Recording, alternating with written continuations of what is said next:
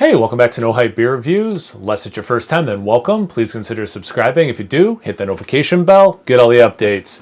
Race for today's video. So it's a homebrew courtesy of Phil. Thanks so much, Phil. I really appreciate it. If you guys didn't watch the unboxing video, this cracked me up. The Vanilla Police beer. So I'll read what it says here. So it says Vanilla Police, 2 exclamation points. A triple vanilla imperial stout, 10.4% ABV. Obviously, it sounds up my alley. He used a huge amount of Tahitian vanilla beans. This type of vanilla is fruitier and different to me than the Madagascar vanilla that most people are used to. Call the Vanilla Police. This has been cellared for 14 months in the bottle. And they sent me a message and he said there should be a hiss, but because of all the oils with the vanilla, there probably won't be a head. I think I remember that correctly. This was just yesterday he sent it to me, but you guys know how I'm forgetful. There was a little bit. I don't know if you heard the hiss a little bit. Let's see. His homebrews have been awesome. So I'm really excited for this. So yeah, definitely not a lot of head. Got to pace myself. Yeah, this is a half today, half tomorrow beer. Yo, I can already smell that, and it smells good. So we do see a little bit of head on there. Not much. It mostly just sticks to the side glass. It's pretty darn black. There is a little bit of brown in there, but that definitely looks like a bigger stout. The way the head is hitting, it does look like it has an adjunct that with some of those oils would kill the head. Let's see. I mean, there's a little bit of like specks from the lacing. There's some legs. They're clear with a little bit of a brown tint to them. Yeah, I mean, it looks like a double-digit stout for sure. Let's get a proper aroma. You get some nice chocolate, sweet chocolate from the aroma. You do get vanilla. I see what he means, that fruitier, how that Tahitian can hit. Tahitian vanilla beans. But it does, you know, as someone who, as I've said before, I do gravitate towards chocolate more than vanilla. But yes, when it comes to beer, I seem to just never enough vanilla. But I do like vanilla quite a bit, and I do get his point that different vanillas hit differently. So yeah, it's a little fruitier, but it's my point that I'm trying to get to is it still smells like vanilla also. And it seems to, I wouldn't say either is like the vanilla's not overpowering the stout and the stout is not burying the vanilla. It seems to be pretty harmonious and also complementary, which is nice. A little bit of a brownie batter thing. And I am getting more vanilla the more I'm smelling it, but I don't want to change what I already said. It still works with the base beer and it's still not overpowering at all. That one, because of the sweetness of the beer, what I think is going to be a relatively sweet beer, it did dip into vanilla frosting territory.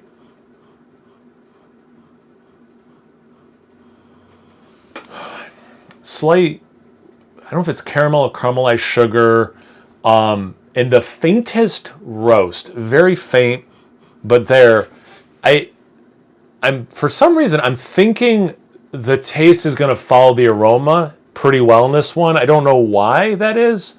Maybe it's just wishful thinking because it smells so good. Let's find out. Cheers. Thanks again, Phil. Hope you're doing well.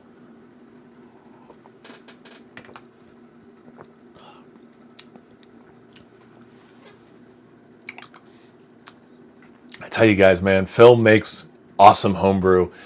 I know you're waiting for it, everyone. This is Vanilla Police approved. I should have started with like approved. Yeah, wow. So like the aroma, it does follow the aroma pretty well. Intensities vary though. There's a little bit more roast in the taste than the aroma. It's not a particularly roasty beer, but there is some there. It has about the same level of sweetness I thought it was going to be. At times, it flirts with Hershey's chocolate syrup, but then it can be a little bit more adult or decadent, dark chocolate kind of a thing. So it has a lot of chocolate, a little bit of that brownie batter thing. Did I say that in the aroma? I thought it. Oh, I hope I said it in the aroma. Vanilla definitely comes through, just like the aroma. The base stout is there, the vanilla is there. Neither one overpowers the other too much. They work very, like you could have two things where they're not overpowering each other, but they don't work together. This also works really well together. I know he didn't invent the idea of putting vanilla in a stout, but like he really used an appropriate amount of vanilla for me in this beer. Sorry, there was one other thing that was like like super obvious on that sip, I wanted to say. Sorry, I lost it, guys.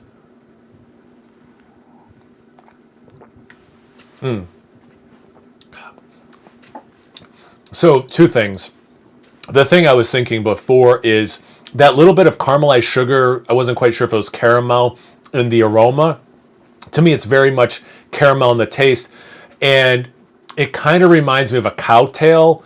Is that a vanilla-y thing? Like the powdered sugar, is there a bit of vanilla too maybe in that? But like the vanilla, I almost said this in the aroma too, dives somewhat, I think it's the vanilla, this tiniest sprinkling of confectionery sugar. And I get that in the taste, but it's like if there was a chocolate-infused cowtail, I guess. The other thing I was going to say is the ABV. It drinks like a bigger beer, but it's not burning at all. What do you say, 14 months it's been in the bottle? Yeah, 14 months. So maybe it mellowed, maybe there was more heat initially, but for over 10%, I'm not even getting much warming in the chest. Nice residual sugar. It's like a little sticky on my lips and stuff. So like it's definitely, like I said, a sweeter beer, but there's a little bit of roast, which helps bring some balance to it. This isn't like a crisp, 4.5% lager that, you use, the term balanced a lot. But like for what this is, it's relatively balanced. It does. It smells really good. Like this is one of those beers. If I could take that aroma and put it into a scented candle, I would buy that candle.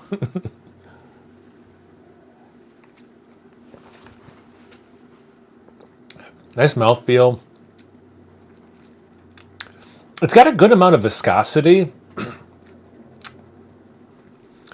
It's more than Bourbon County, less than Medianoche. It's somewhere between those two. It's been a common conversation with the 2024 Bourbon County being thinner than normal. But I would say this is a little bit more viscous than even one of the better Bourbon County years that had more viscosity to it. So that's nice. 'Cause I like that. And a stout that's sweeter like this has that vanilla. I typically want some of that.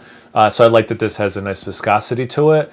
With homebrews, I really try to be as thorough as possible. I mean, any review, but definitely homebrews, especially homebrew. Someone's like, "Hey, like, I want to hear your thoughts on this. I made this. I want to hear your thoughts." Even like a brewery, like whoever is like, "This I made, and I want your thoughts." So I try to do those even more justice than other beers. So if this is long-winded, I apologize. I'm just really trying to break it down and do right by it. Starting to get a little bit of alcohol in the breath. Still no real warming in the chest even. So yeah, well done with the hiding the ABV without losing it. So it still does drink big like it is, but without ever being boozy. Like aggressively boozy, taking you out of the sip boozy. Like it doesn't have any of that stuff. Oh, I'm also trying the microphone lower.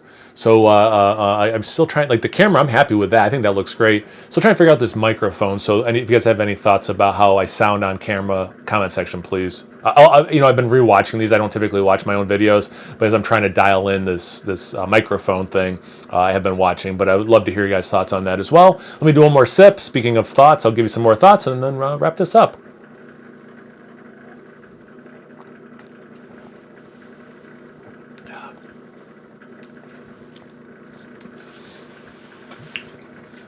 Some dried fruit elements I wasn't getting before.